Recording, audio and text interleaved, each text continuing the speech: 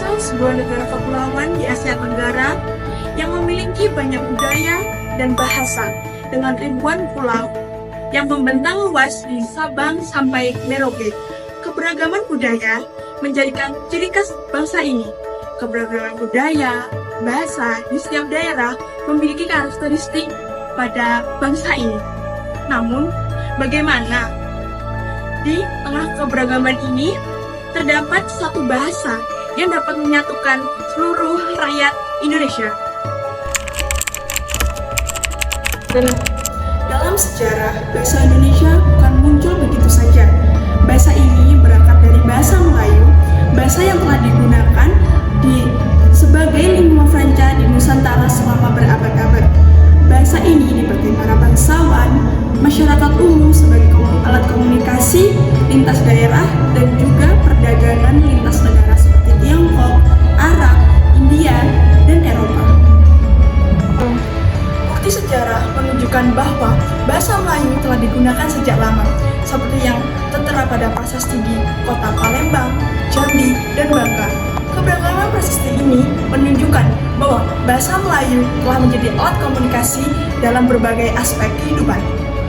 Salah satu kerajaan yang berperan besar dalam perkembangan bahasa Melayu adalah Kerajaan Sriwijaya sebagai pusat perdagangan dan pendidikan Buddhis pada abad ke-7 sampai ke-13. Sriwijaya menjadikan bahasa Melayu menjadi bahasa resmi pemerintahan dan ilmu pengetahuan.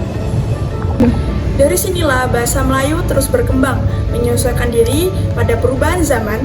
Berbagai pengaruh dari bahasa asing seperti Sanskerta, Arab, Portugis, Belanda, dan Inggris.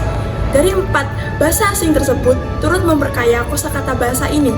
Dapat dilihat dari bangsa Eropa yang menjajah Indonesia yang menggunakan bahasa Melayu tetap menjadi alat komunikasi sehari-hari.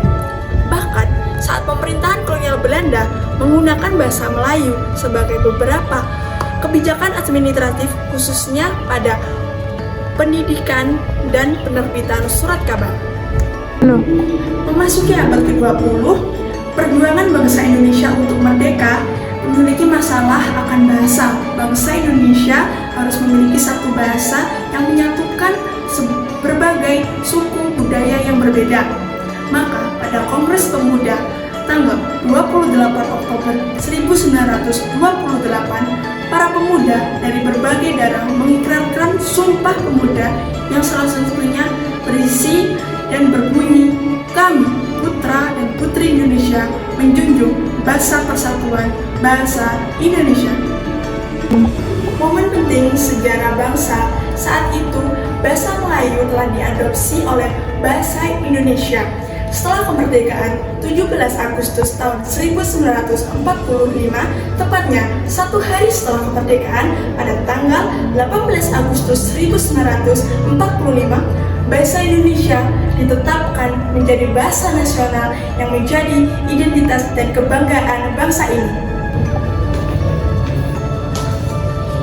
Saat ini, di tengah pesatnya era globalisasi dan kemajuan teknologi digital, bahasa Indonesia harus terus berkembang.